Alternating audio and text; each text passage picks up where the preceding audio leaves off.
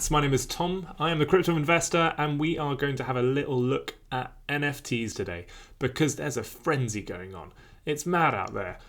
What should you be doing? Should you be buying? Should you be sitting on the sidelines? Should you be creating an NFT? Well, let's talk about what's going on and let's give you some basic understanding and skills to navigate this arena. So we've seen NFT prices hit all-time high this week and volume hit all-time high after Visa bought a CryptoPunk.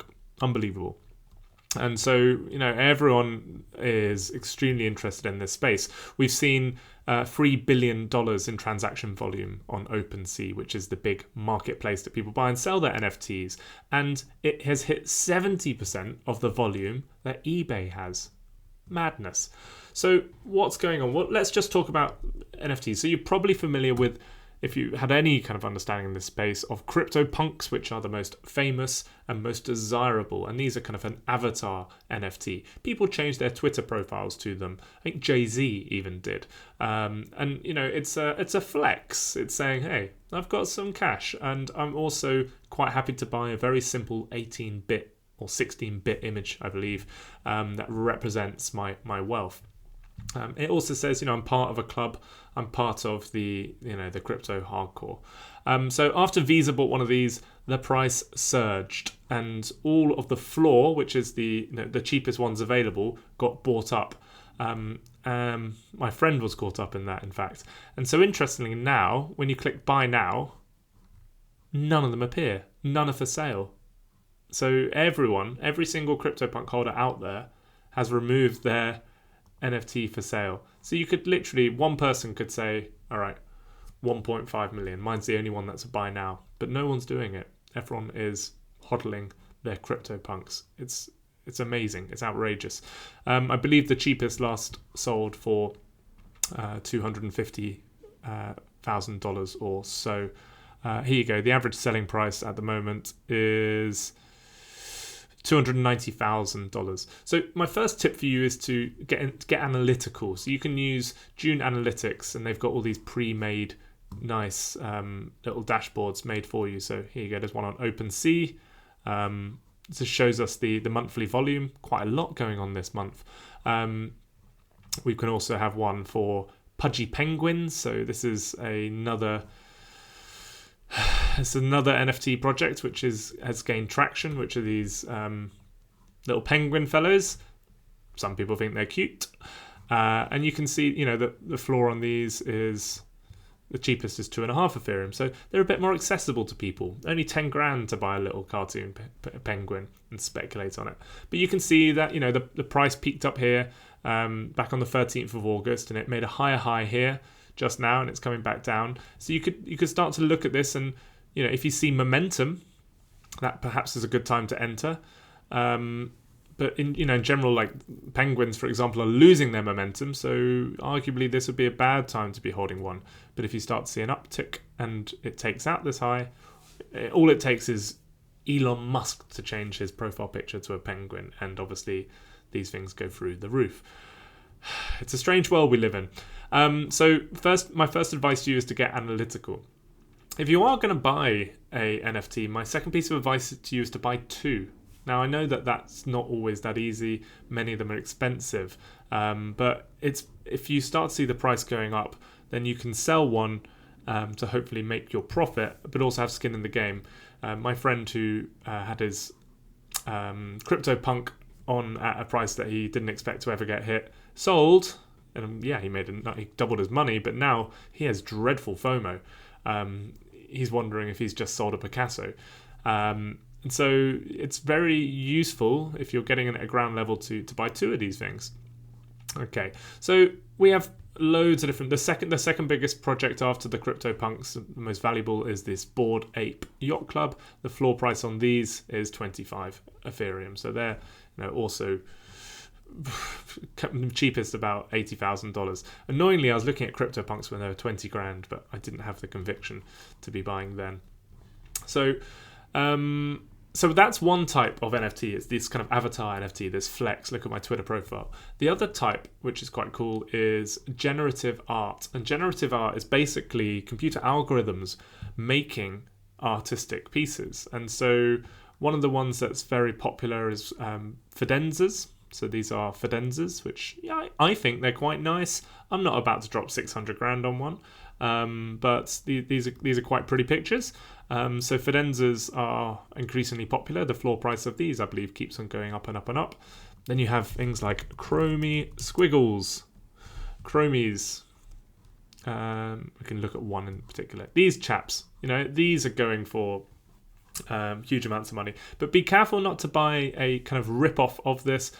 This is art blocks. Well, so this is art blocks curated with underscores and a little tick next to it. Dodgy. That's not the real deal. That's a fake chromie. That's a random JPEG that you wouldn't be buying the real deal of. So you have to make sure that you're buying from the actual provider, art blocks curated, which I want to show you, but it's underneath my stupid face here.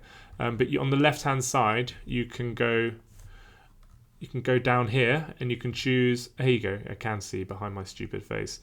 Art blocks curated, and I can see that I can now type in chromie, I think, and I can see that these ones are from art blocks curated with that little tick verified, which is the real deal. So that one was a tick within the picture and hyphens. This is the real deal. So be careful out there. There's scammers, obviously. And this is going for a cool 230 grand. Who fancies that? And there's certain character traits that make them more valuable than others. People like there to be symmetry. People like there to be one color, the same color at each end, or a perfect spectrum. A lot comes down to aesthetics. What humans like. For example, like these are the cheapest things on Art Blocks curated, and they look shit. I have no interest in buying a broken clock interface personally, but there you go. So how do you find the next project? Well, one thing you can do, as I said, you can look at whales. We can look at their wallets. This is all on the blockchain. We can go in and we can see that. This was just showing here. So we can look at expensive CryptoPunk, and we can see this is owned by F4B4A5, and F4BA5 also has all these other things in here. Now, first of all, you have to be careful because people recognize that this is a strategy, so they drop free pieces of NFTs to that person's wallet. But you can see which ones they actually purchased. There's also, bots which are putting favorites on things to make them seem like they're very desirable. They're not. It's just people trying to sell crappy NFTs for a few $100. So you can see what this person actually has purchased, what they're actually selling, what they're interested in. You can get an idea through that. Another thing, of course, is to go on Twitter. You can see some really cool projects. This one I liked by Harm as German artist, and this is another. This is a clever piece of artwork that effectively will change. All of the pieces change as the blockchain evolves, so your art is always moving. Sometimes subtly, sometimes dramatically. It's a very cool project using very, very clever algorithms.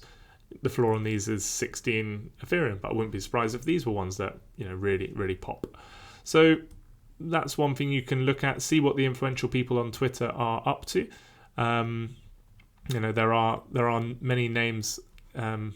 Who are, if they shill a project, then the next day it will be worth 300-400% more. So this brings me on to one that I'm looking at. I'm shilling, but I have no idea. I'm not an art dealer. And another piece of advice to you as well is to, if you have an edge in crypto, if you feel you understand this space, then just sidestep the NFT space. The best play on NFTs is to hold Ethereum. Right now, we can see how much Ethereum is being burnt due to the craze in NFTs. They need more computational power to. That's why the gas is more when you move and buy and sell NFTs. But the play on NFTs right now is Ethereum. That's what all the primary big pieces are held on, and people are comfortable with that.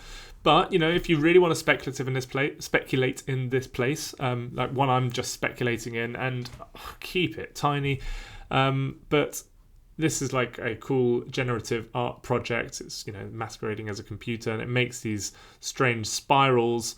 And each one, you know, is quite unique and cool, and it's got that quite understated feel to it, and people attribute values based on certain traits. So I think hyper and white ones are considered valuable.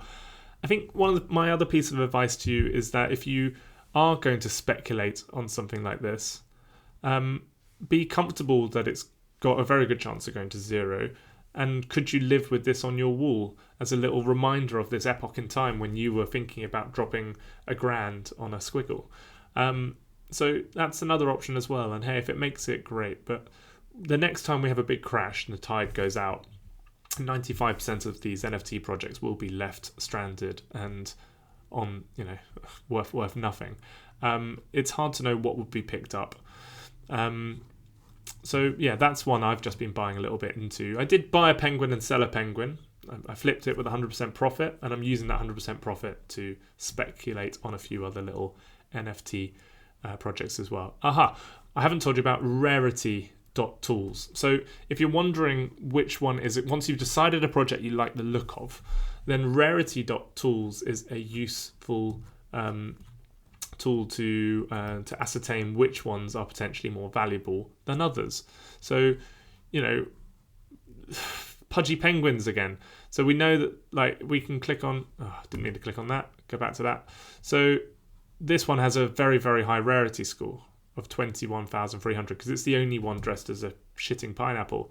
And, you know, same with the ghost and the shark and all sorts. So if we go from price low to high, we can click on these ones. These are going to have very low rarity scores of 75 or so. So it gives you can start to get an idea of, like, are these attributes, is something good value? You can see the price is very much correlated to this rarity. And the rarity is this basically is just a very simple tool that works out that based on the attributes that it has and how many of those attributes are spat out, how rare is that item. And so you can see that the most rare ones, which is this one with nothing on at all, has the highest rarity score.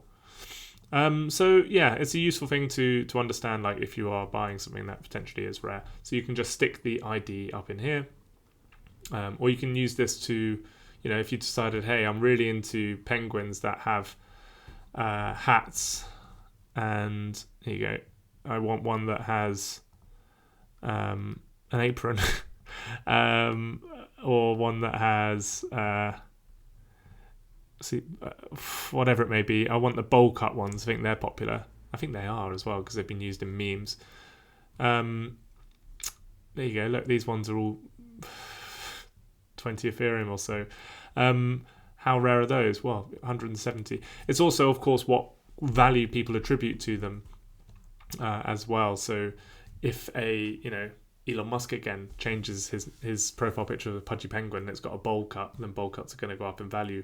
It's mimetic desire, like mimicry of what others are doing. All right, that's enough ranting and rambling about NFTs, but my primary takeaways that I'm offering you are: look at what whales are doing, follow what's happening on Twitter and see if you can get ahead of social trends. And if you're going to jump in, best thing is to buy two. One to make your money back, hopefully, and the other one to hold on long term without the FOMO. I hope you found that useful. This is not financial advice. I'm just a guy on the internet. If you're still here as well, you loyal crypto cat, please do smash the like button. Really, really appreciate it if you would.